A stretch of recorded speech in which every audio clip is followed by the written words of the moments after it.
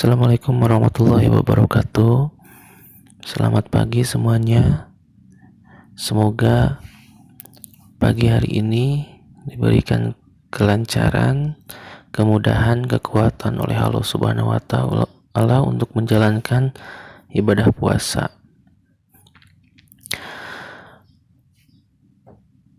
Oke. Pada kesempatan pagi yang cerah ini, perkenalkan, saya Asep Rudianto dipercaya untuk mengisi kajian mengenai akhlak untuk teman-teman kelas 10 Askep 11 FKK 10 FKK 10 TLM 11 Askep 11 FKK 11 TLM 12 Askep 12 FKK dan 12 TLM. Mudah-mudahan materi yang akan diberikan hanya 2 pertemuan. Yang pertama itu hari ini, ya. Yang keduanya nanti di tanggal 4 Mei. Dan pembahasannya ini udah saya siapkan untuk kalian pelajari nanti, ya. Cari materinya. Saya akan membahas sekilas mengenai kajian-kajian mengenai akhlak, ya. Di sini ada akhlak berpakaian, kemudian akhlak berhias, akhlak berjalanan, akhlak bertamu, dan akhlak menerima tamu. Nah, dari 5 subbab ini itu dibagi 2. Untuk hari ini kita akan membahas tentang akhlak berpakaian dan akhlak berhias. Saya akan menjelaskan sekilas tentang hal itu, dan sisanya nanti kalian cari materinya dari referensi selengkap mungkin. Sistematikanya udah ada. Nanti kalian tinggal buka aja link yang dikirim. Kemudian setelah itu teknisnya ditulis tangan, kemudian dipoto, kemudian bukan dipoto, di scan bentuknya PDF dan nanti diuploadkan ke link yang sudah disiapkan. Kalau ada tanda bintang merah berarti wajib diisi. Yang pertama nama kelas kalian, kelas apa, kemudian hasil kerjaan kalian tinggal diklik aja langsung diupload. Mungkin nanti seperti itu, ya. Oke, kita mulai pembahasannya. Untuk semuanya itu judulnya itu membiasakan akhlak terpuji, ya. Yang pertama itu akhlak berpakaian.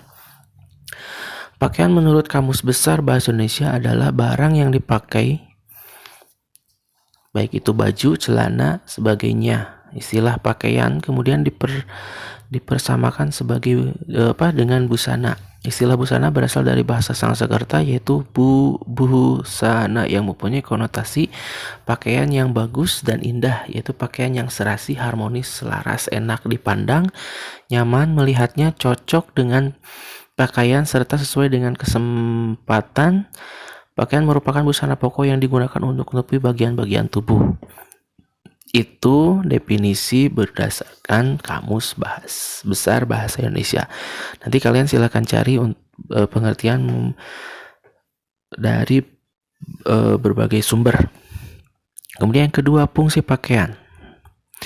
Fungsi pakaian yang pertama ada fungsinya untuk menutup aurat. Yang kedua perhiasan, melindungi dari bencana.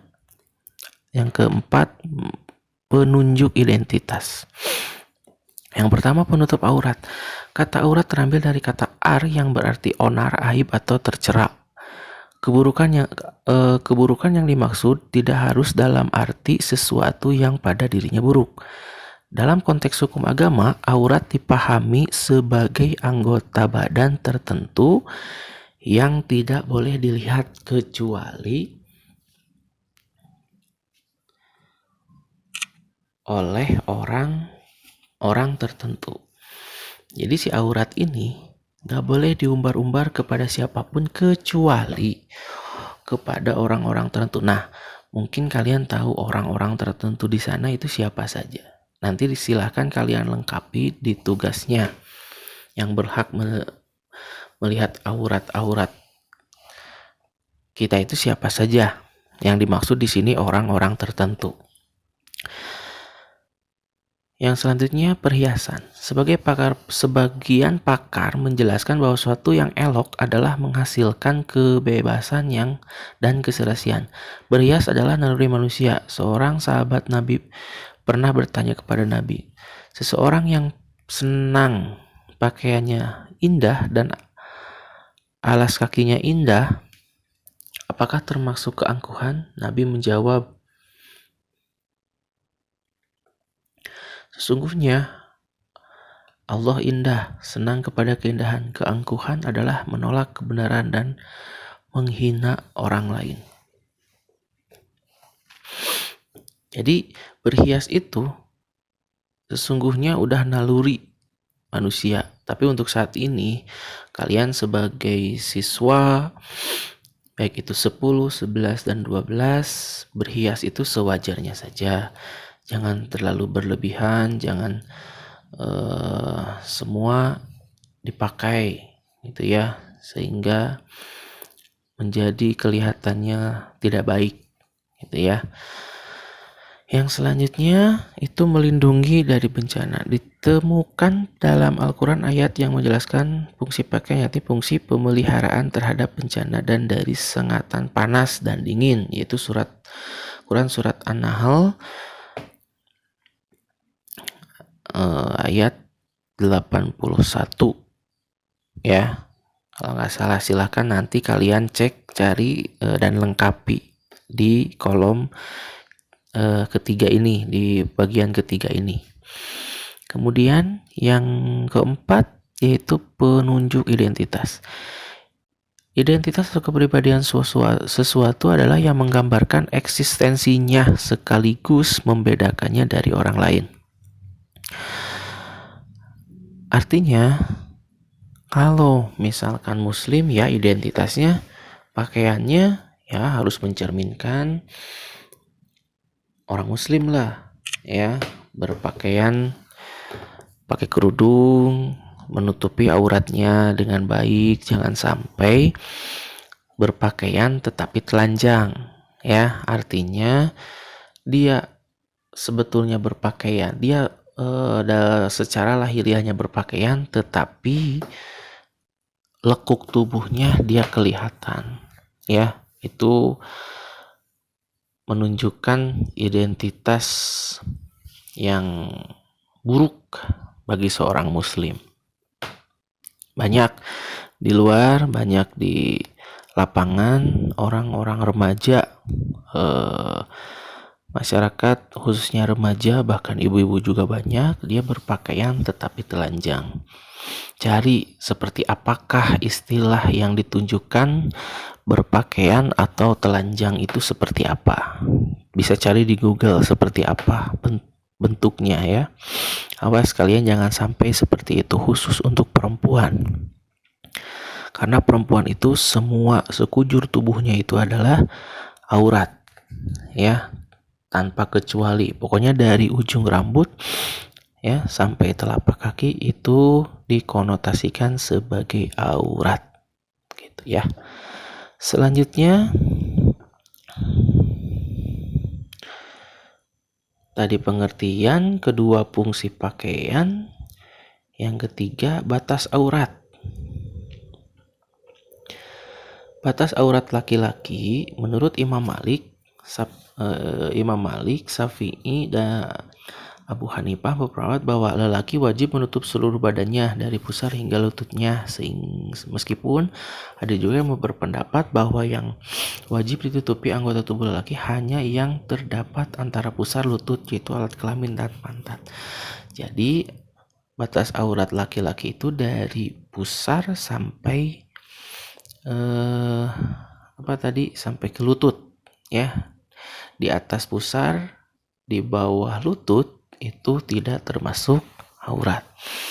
Yang kedua adalah untuk perempuan. Tadi udah disinggung ya. Menurut sebagian besar ulama berkewajiban menutup seluruh anggota tubuhnya kecuali muka dan telapak tangannya. Ya, jadi seluruh tubuh wanita itu termasuk aurat. Itu ya, kecuali ada yang berpendapat sebagian ulama itu muka dan telapak tangannya, ya. Gitu. Sedangkan Abu Hanifah sedikit lebih longgar karena menambahkan bahwa selain muka dan telapak tangan, kaki wanita juga boleh terbuka.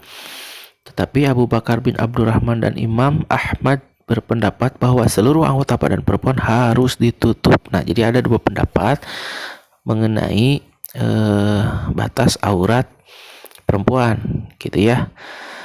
Menurut Abu Hanifah itu muka kecuali muka dan telapak tangan, tapi menurut Abu Bakar bin Abdurrahman dan Imam Ahmad itu seluruh anggota badan perempuan itu harus ditutupi, artinya semuanya termasuk aurat, gitu ya. Jadi kalau mengumbar-umbar aurat ya itu sangat membahayakan bagi siapa? Ya, bagi wanita tersebut, ya. Jadi berpakaianlah yang rapi, yang bersih, yang indah, gitu ya. Selanjutnya yang keempat, ada berpakaian. Disunatkan yang pertama, disunatkan memakai pakaian baru bagus dan bersih, gitu ya. Kalau tidak ada, ya minimal bersih. Itu ya, jangan seminggu nggak dicuci terus dipakai, gitu ya. Seminggu terus, hari pertama, kedua, tiga pakainya itu terus. Kasihan lingkungan atau teman kita nggak mau dekat-dekat sama kita karena bajunya kotor. Yang kedua, Rasulullah bersabda kepada salah seorang sahabatnya di saat beliau melihatnya mengenalkan pakaian jelek, apabila Allah mengenalkan kepadaku harta, maka tampakkanlah bekas nikmat dan kemurahannya itu pada dirimu. Abu Daud. Yang ketiga, pakaian harus menutup aurat, yaitu longgar, tidak membentuk lekuk tubuh, dan tebal, tidak memperlihatkan apa yang ada di baliknya. Nah, tadi udah disinggung ya. Jadi jangan terlalu ngetat sampai lekuk tubuhnya. Ini khusus untuk perempuan ya. Jangan sampai bentuk dan lekuk tubuhnya itu kelihat seolah-olah dia telanjang, berpakaian tetapi telanjang. Wah, itu sangat berbahaya sekali. Ya, sangat berbahaya sekali. Makanya banyak terjadi pelecehan, itu bukan dikarenakan laki-lakinya, tetapi wanitanya yang dia mengumbar-ngumbar seperti itu, berpakaian yang tidak pantas. Ya, jadi ditambah iman laki-lakinya dia kurang baik atau kurang kuat, dan akhirnya tergoda untuk melakukan hal tersebut. Ya, jadi dua-duanya harus benar-benar sikap keimanannya harus diperbaiki, harus kuat. Yang selanjutnya itu perempuan laki tidak boleh menyerupai pakaian perempuan atau sebaliknya. Nah, jadi laki-laki zaman sekarang juga udah ya. Jadi laki-laki itu hobi berpakaian seperti perempuan, pun sebaliknya perempuan pun sekarang suka berpakaian seperti laki-laki. Seperti apa penampakannya? Silahkan kalian cari aja di Google gambarnya seperti apa. Kalau yang perempuan menyerupai laki-laki dan laki-laki menyerupai perempuan.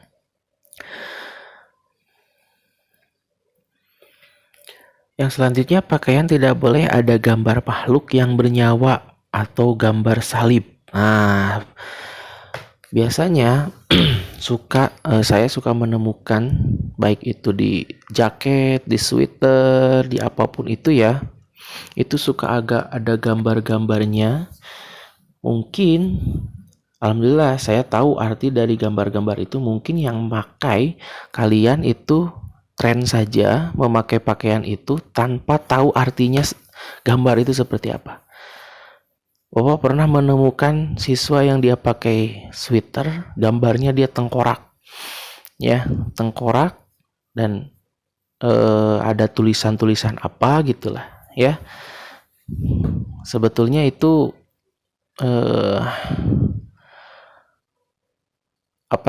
bisa dimaksud dengan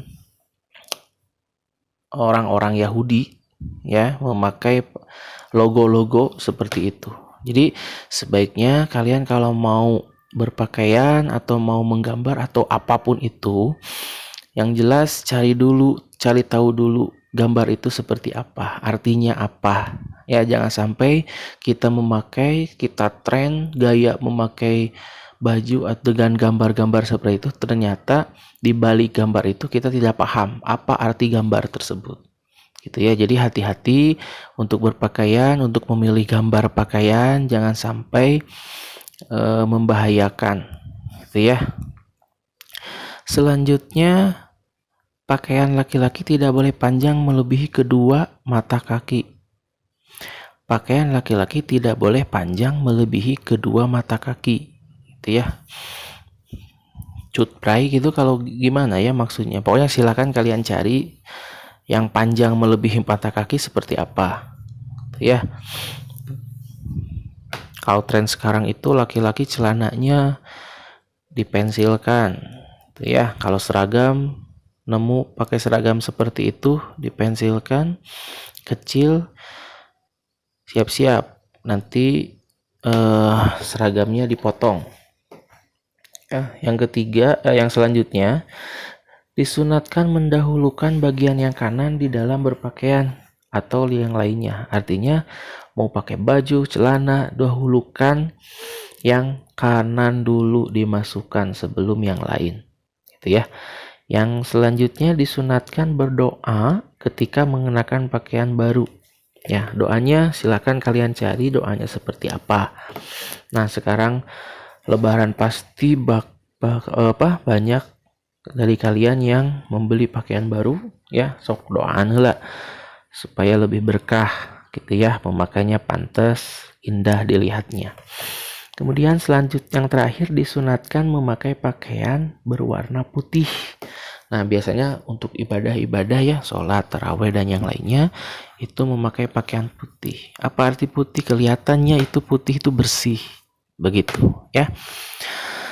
Yang selanjutnya poin kelimanya itu membiasakan akhlak berpakaian. Islam memiliki etika berbusana yang telah diatur oleh Allah di dalam Al-Quran dan hadis. Di dalam Islam, kita sebagai umat Allah tidak memperbolehkan memakai pakaian yang melanggar aturan Islam.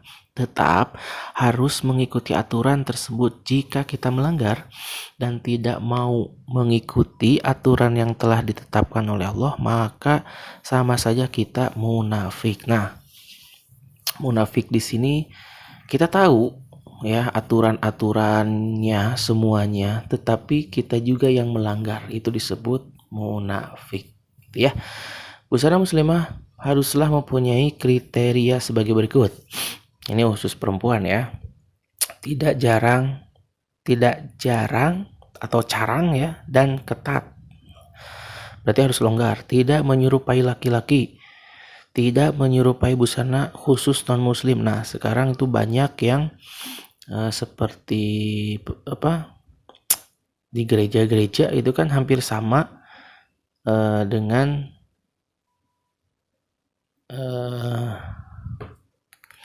kita pakaiannya, tetapi tetap ada perbedaannya gitu ya. Untuk busana perempuan pantas, yang selanjutnya pantas dan sederhana. Selanjutnya hikmah akhlak berpakaian. Yang pertama menjaga identitas muslim, menjaga kebersihan dan kesehatan. Ya jelas lah ya, kita sebagai seorang muslim itu wajib memiliki identitas. Jangan sampai kita identitasnya muslim tapi pakaiannya jauh dari kata identitasnya muslim ya. Oke, itu untuk berpakaian ya. Dan sekarang masuk ke akhlak berhias. Yang B-nya yang kedua, bahasan yang kedua. Yang pertama itu berhias pengertian definisi ya, menurut KBBI, Kamus Besar Bahasa Indonesia, berhias diartikan sebagai usaha memperelok diri dengan pakaian ataupun lainnya yang indah.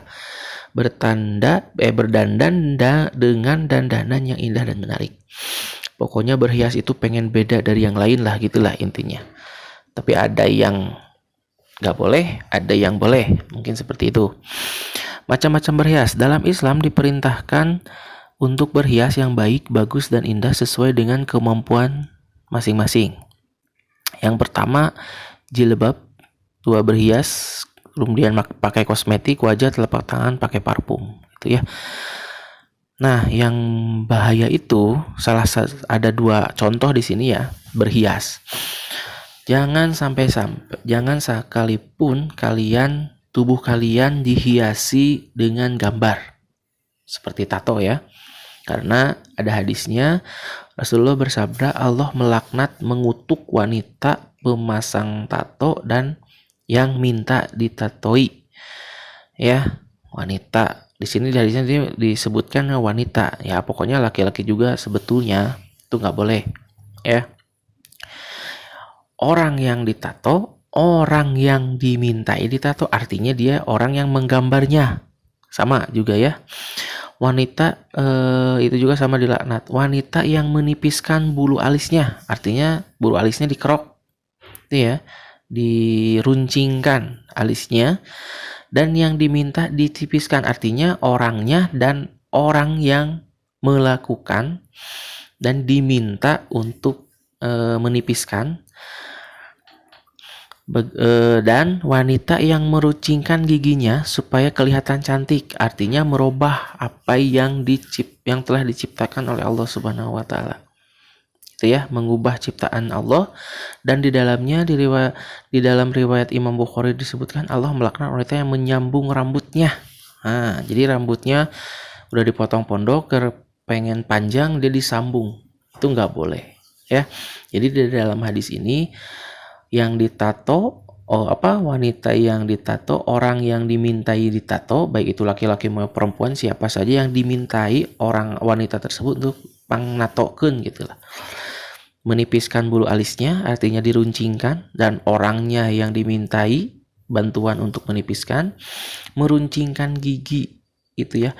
Nah, di sini biasanya untuk tren saat ini adalah memakai kawat gigi. Begitu ya. Sebetulnya dalam ilmu kesehatan ya, kalau tujuan atau niat kita memakai kawat gigi itu untuk kesehatan, untuk merapikan, gara-gara kalau kita tidak dirapikan, makan, berbicara, dan yang lainnya itu tidak nyaman ya. Nah, itu boleh, silahkan, karena untuk kelancaran berbicara, makan gitu ya. Tapi kalau semuanya udah lancar, gigi udah bagus, udah rapi gitu ya, kemudian dia dipasang dan tujuannya hanya untuk berhias ya. Ingat, hanya untuk berhias, tujuannya bukan untuk kesehatan, itu hukumnya haram. Jadi silahkan kalian cari keterangan yang lain ya. Ini di hadis Rasul Nabi Muhammad SAW itu seperti itu. Jadi giginya diruncingkan, artinya pokoknya dirubah ya, dirubah. Terserah perubahannya itu mau ditempelan benda dengan tujuan dan niat kita tujuannya untuk apa. Kalau untuk berhias tetap dia haram hukumnya. Selanjutnya, jadi kalau yang sudah memakai kawat gigi, silahkan luruskan niatnya mau apa. Kalau niatnya untuk berhias, untuk kesehatan, silahkan lanjutkan. Ada keterangan dari dokternya ya. Dokter bilang bahwa kalau tidak dikawat, kalau tidak dipakai kawat gigi nanti berbahaya, misalkan kata dokternya, itu silahkan. Tapi kalau untuk kecantikan, untuk passion ya, ingat itu hukumnya jadi haram. Silahkan bagi teman-teman yang sudah memakai kawat gigi, kembali lagi ke niat kalian mau seperti apa ya gitu. Selanjutnya itu menyambung rambut. Berhias dengan menyambung rambut dinamakan Nabi sebagai satu bentuk kepalsuan supaya tampak anggun dan lain sebagainya. Karena itu terlarang bagi kaum wanita dan dianggap sebagai tipu muslihat. Iyalah, ya, dia awalnya dia pendek, jadi pas besoknya dia langsung panjang rambutnya. Itu kan penipuan. Itu ya, jadi hukumnya itu haram.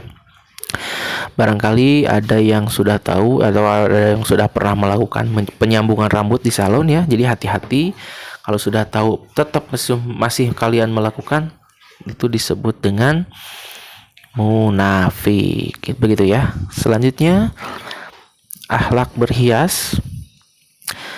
Jika kita ingin berhias, terdapat rambu-rambu agar tidak melanggar syariat yang sudah ditetapkan oleh Allah Subhanahu wa taala. Yang pertama, niat yang lurus, ya. Niatnya itu karena apa? Ya, jangan sampai niatnya untuk yang lain.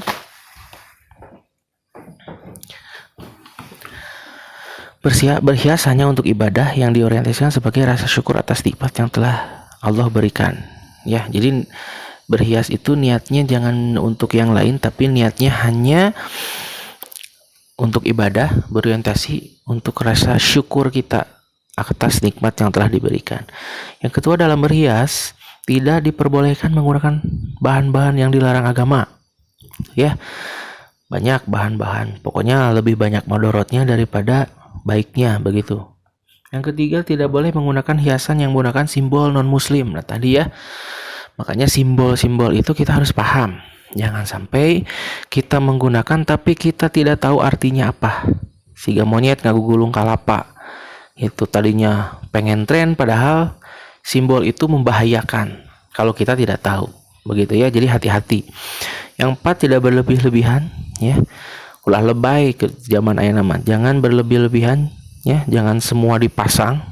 Ya, baik indah itu menurut orang lain, bukan indah menurut kita, menurut diri sendiri. Ya, jadi baik itu menurut bagus itu harus menurut orang lain, bukan bagus menurut diri kita sendiri. Yang kelima, tidak boleh berhias seperti orang jahiliyah. Itu ya, mungkin kalian tahu sifat-sifat orang jahiliyah seperti apa. Itu ya, kalau yang tidak tahu silakan cari informasi mengenai orang-orang jahiliyah dulu seperti apa gaya hidupnya. Yang keenam, berhias menurut kelaziman dan kepatutan dengan memperlihatkan atau dengan memperhatikan jenis kelamin. Ya, jadi berhias untuk perempuan ya perempuan, untuk laki-laki ya biasa untuk laki-laki. Jangan laki-laki berhias seperti perempuan. Ya, pakai anting, pakai apa, itu udah nggak benar, ya. Berhias bukan yang ketujuh, berhias bukan untuk poya-poya, ya, untuk pesta gitu ya. Pesta yang seperti apa? Jadi kalau untuk ke pesta itu ya biasa aja penampilannya, jangan kalau mau ibadah biasa-biasa aja, tapi kalau ke pesta wah semuanya dipasang dari ujung rambut sampai telapak kaki semuanya dipasang, segala diterapkan lah inti nama, ya gitu. Oke. Yang terakhir, bahasa yang terakhir itu hikmah akhlak berhias. Ya, berhias dapat menunjukkan kepribadian kita tanpa meninggalkan syariat Islam. Berhias memberikan pengaruh positif dan dalam berbagai aspek kehidupan, karena berhias diniatkan untuk ibadah, bukan untuk yang lain ya. Maka perbuatan itu pasti direstui oleh Allah Subhanahu wa taala. Namun sebaliknya, apabila berhias hanya untuk menarik perhatian orang lain, untuk tergoda dan memuji-puji kita agar kita senang sendiri, maka itu menjadi alat yang sesat.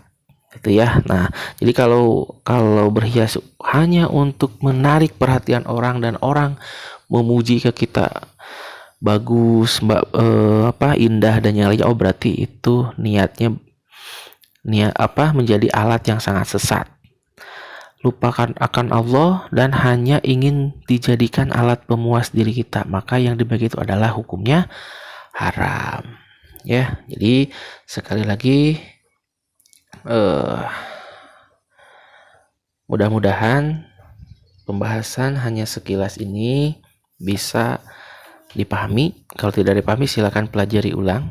Kalau enggak ya silakan, kalau ada yang mau ditanyakan monggo tanyakan ya. Pokoknya intinya berhiaslah dan niatlah karena Allah, bukan karena yang lain. Begitu ya. Mungkin sampai situ dulu untuk kajian hari ini ya. Pertemuan pertama yaitu tanggal 20 April ya. Untuk kajian yang kedua itu tanggal 4 Mei ya. Itu ada 3 bahasan lagi. Begitu ya. Jadi sekali lagi selamat menjalankan ibadah puasa. Semoga kita diberi kekuatan oleh Allah Subhanahu wa taala. Ya, terima kasih. Kita ketemu lagi di tanggal 4 Mei ya. Semoga sehat, panjang umur semuanya. Ya, akhir kata, wassalamualaikum warahmatullahi wabarakatuh.